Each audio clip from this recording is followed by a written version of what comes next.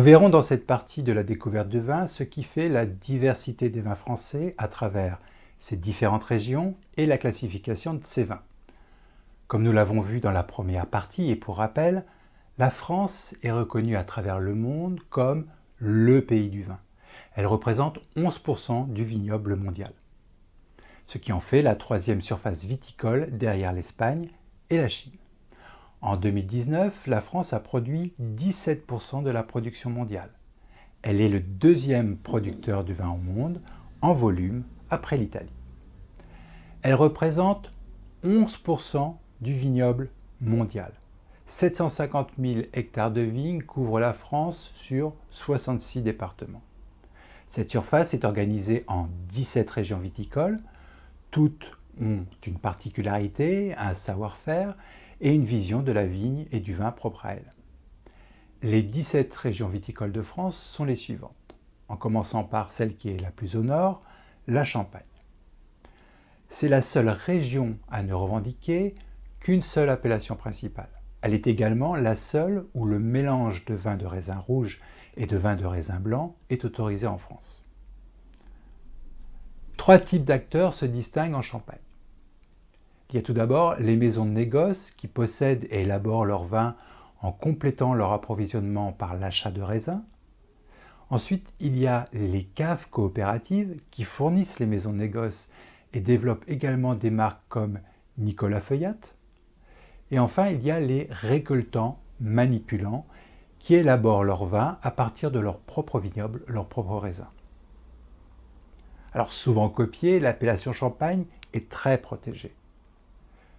Nul vin produit au-delà des frontières de cette appellation n'a le droit de porter le nom de Champagne. Déplaçons-nous maintenant dans une autre région, l'Alsace. Reconnaissable par ses paysages et l'architecture typique de ses maisons, c'est aussi la région viticole la plus à l'est de France. Ses cépages emblématiques, tels que le Riesling, le Gewürztraminer ou encore le Pinot Gris, sont des références en France. L'Alsace jouit d'un climat ensoleillé, de pluies faibles et de terroirs d'une grande richesse. C'est la grande région française des vins blancs avec 7 cépages référencés. Plus au sud, la Bourgogne. Alors la Bourgogne produit parmi les vins les plus chers du monde. On pense par exemple à la Romanée Conti qui peut vendre sa bouteille entre 1 000 et 10 000 euros suivant les millésimes. Les cépages rois de la Bourgogne sont le Chardonnay pour le blanc et le Pinot Noir pour le vin rouge. Le vignoble bourguignon représente 3% du vignoble français d'appellation d'origine contrôlée. La Bourgogne est divisée en plusieurs sous-régions qui sont du nord au sud, le Chablis et l'Yonne, la Côte de Nuits, la Côte de Beaune, la Côte Chalonnaise et le Mâconnais. Malgré son apparente complexité, le vignoble bourguignon s'organise de façon hiérarchique en plusieurs niveaux d'appellation. Il y a l'appellation régionale, communale, comme le Vosne-Romanée en Côte de Nuits. Il y a les premiers crus, comme le Morceau en Côte de Beaune, et les grands crus, comme le Corton-Charlemagne en Côte de Beaune. Alors un peu plus au sud maintenant, le Beaujolais et le Lyonnais. Connue pour son Beaujolais nouveau, cette région viticole située au nord de Lyon produit également d'excellents crus comme le Moulin à Vent ou le Julienas.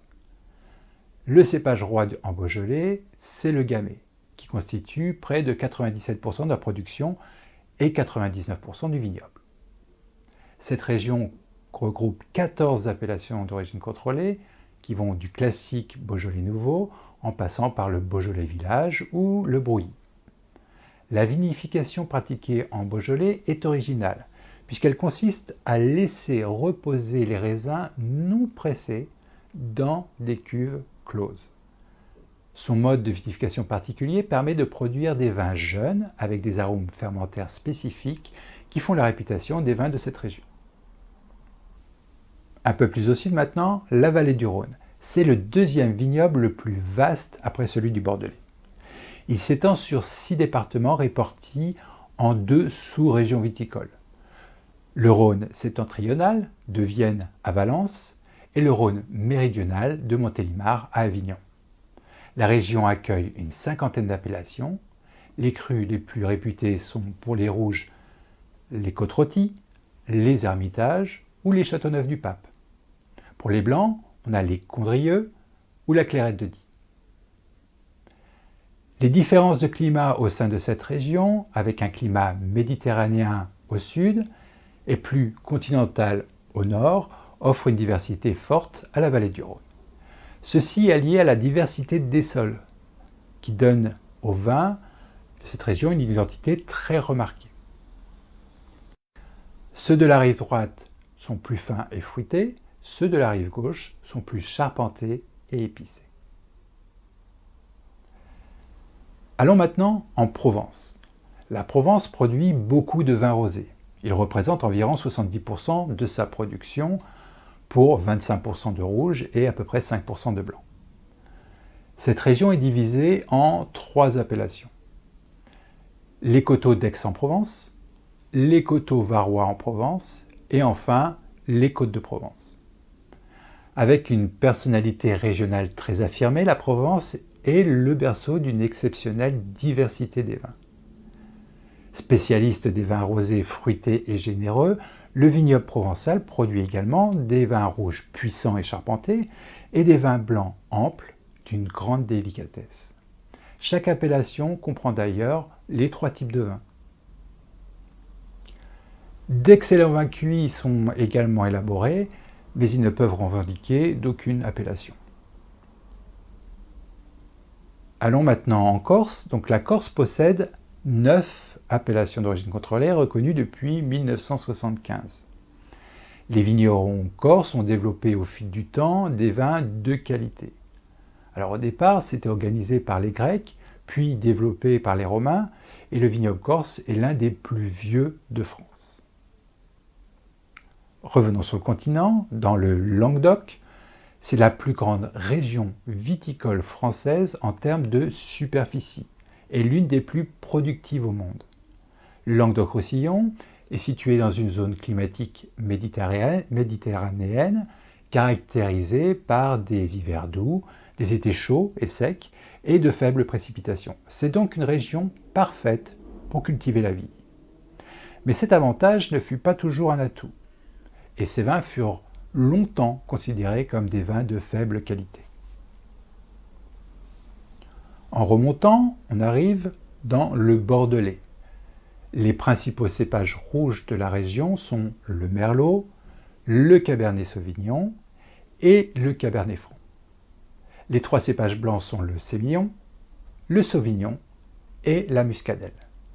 La région est divisée en 5 sous-régions viticoles qui sont le Médoc, le Grave, l'Entre-deux-Mers, la Rive droite et le Sauternais.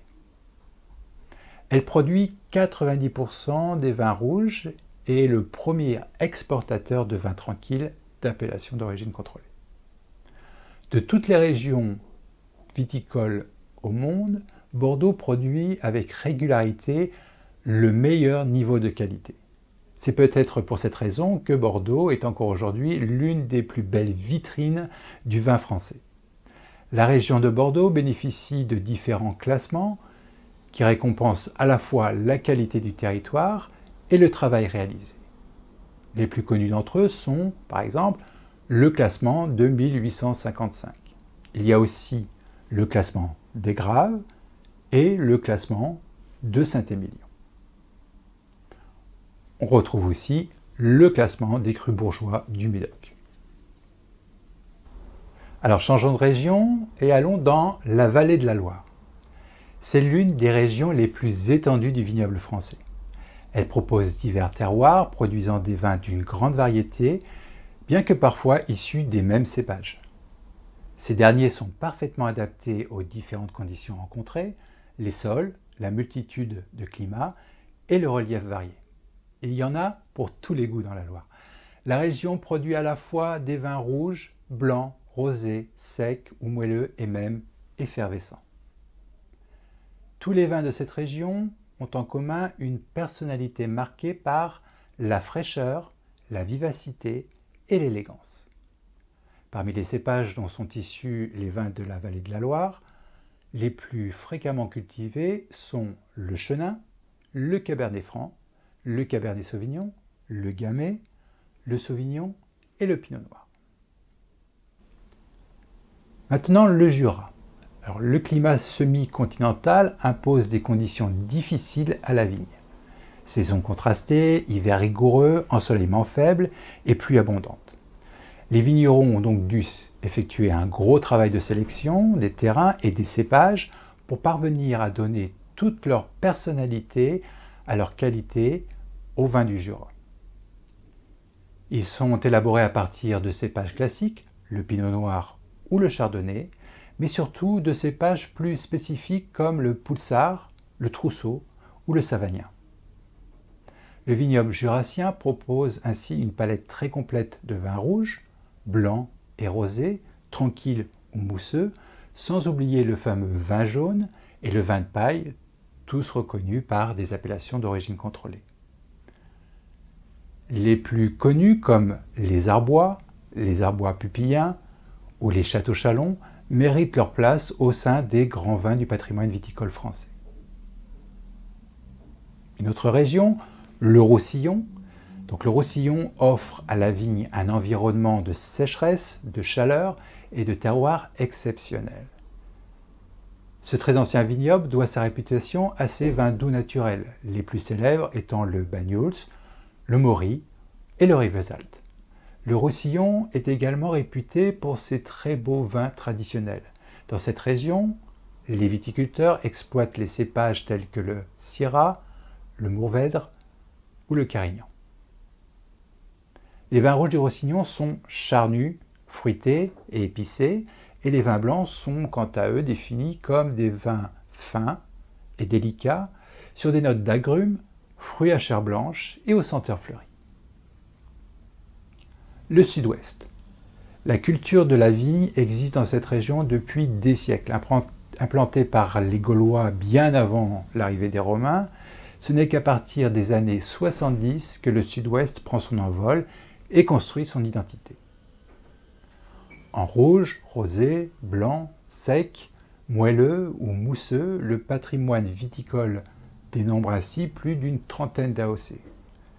Ainsi, une production notable de vins de pays qui révèle à la fois l'originalité, la force et la tradition du Sud-Ouest. La Savoie et le Bugey. C'est une des régions les plus petites de France. Entre lacs, alpages, chalets et vergers, les vignes forment une mosaïque complexe de microclimats et de terroirs au caractère montagnard, plus ou moins accentué, où s'épanouissent une multitude de cépages, majoritairement blancs. Le vignoble du Bugey, quant à lui, s'étend sur les éboulis calcaires abrupts du département de l'Ain. On y produit des vins rouges, rosés et blancs, ainsi que le fameux rouge effervescent, le Cerdon. La Lorraine. Le vignoble présent en Lorraine ne représente plus que 115 hectares pour toute la région, le long de la Moselle, principalement entre Metz et Toulon. Les cépages sélectionnés pour ces vignobles sensibles sont avant tout précoces, comme l'Auxerrois, le Müller-Thurgau et le Pinot blanc pour les cépages blancs, le Gamay et le Pinot noir pour les cépages noirs.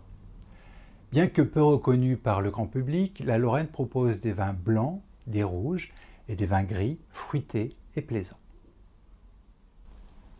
La région Poitou-Charentes, alors outre le cognac, les deux Charentes ont su mettre en avant leur terroir commun en obtenant une autre AOC en 1945 de vin de liqueur avec le bien connu Pinot des Charentes. C'est un vin généreux, aux délicieux arômes de fruits mûrs, de miel ou d'épices. Du vignoble Poitevin, qui perdit au fil des décennies sa réputation, subsiste encore dans le Haut-Poitou une production confidentielle de vins rouges, rosés et blancs. Uniquement reconnu en appellation d'origine VDQS, il offre néanmoins une belle palette de sensations dans la gamme fruitée aux robes agréables.